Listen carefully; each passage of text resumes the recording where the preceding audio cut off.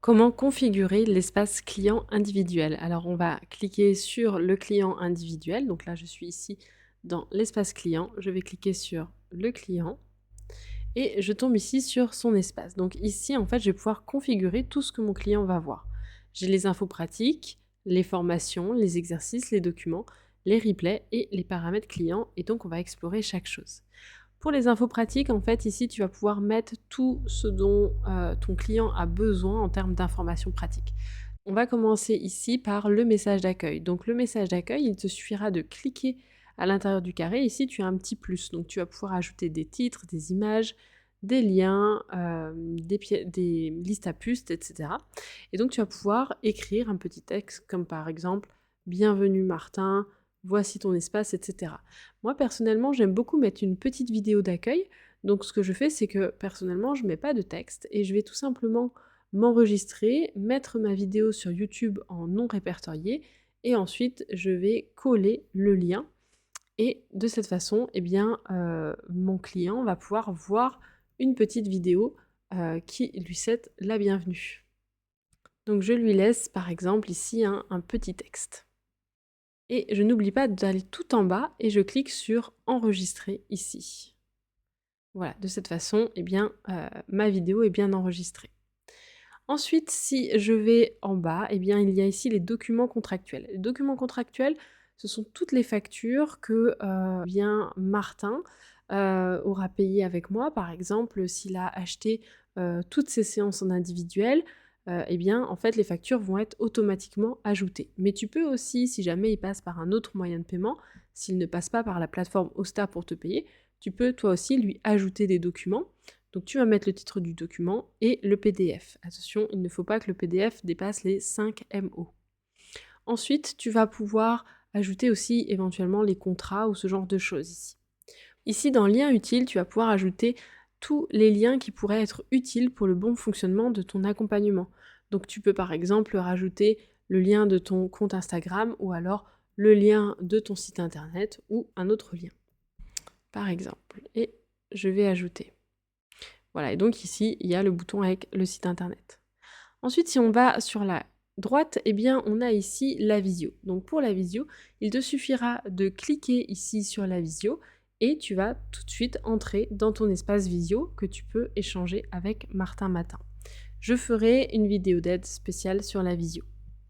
Ensuite, on a également les rendez-vous à venir. Donc ici, tu as un petit calendrier et puis toutes les dates indiquées avec les petits boutons bleus, eh bien, c'est que Martin Matin a pris un appel.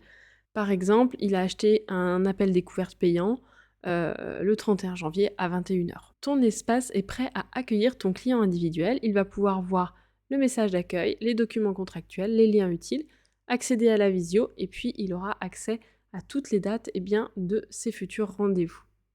Passons maintenant à l'onglet Formation. Ici, tu vas pouvoir attribuer une formation à ton client. Si par exemple, tu lui proposes une formation, tu vas pouvoir au préalable créer une formation dans l'onglet Formation, juste ici. Donc par exemple, si je vais dans l'onglet Formation, j'ai une formation journaling.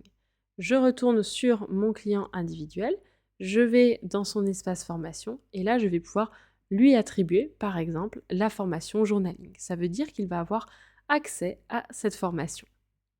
Passons à l'espace exercice. L'espace exercice, c'est vraiment un espace d'échange où tu vas pouvoir envoyer éventuellement des échanges, des exercices, des retours entre chaque séance. Donc tu vas créer un nouvel exercice, tu vas mettre le nom de l'exercice, par exemple, suite de la séance 1, par exemple. Tu vas ajouter, et à ce moment-là, eh bien, tu vas pouvoir cliquer sur le bouton, et ici, tu vas pouvoir ajouter tout ce que tu as à lui ajouter. Tu peux lui ajouter par exemple le bilan.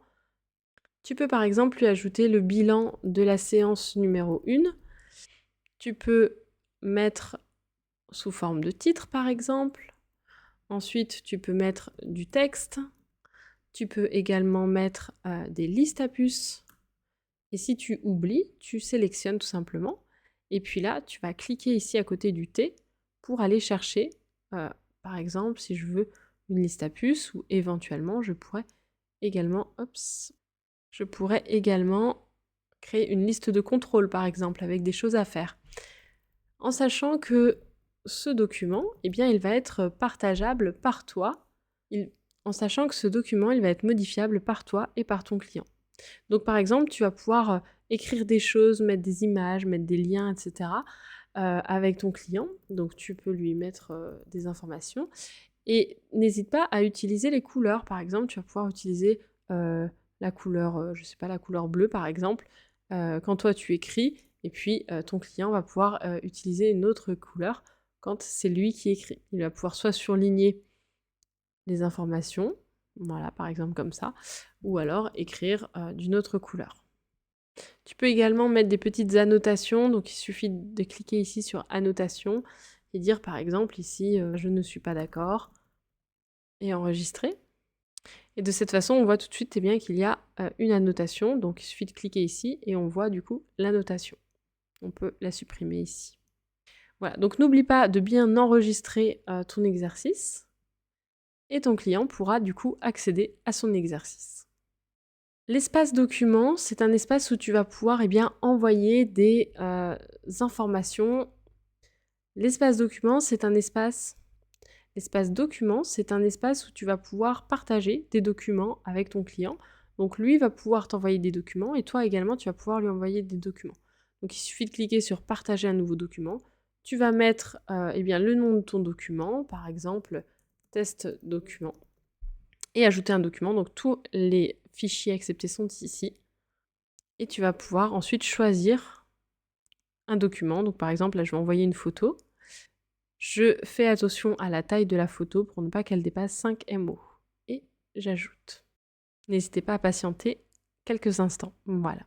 Passons maintenant au replay. Quand tu vas faire ta visio, tu vas pouvoir enregistrer les replays.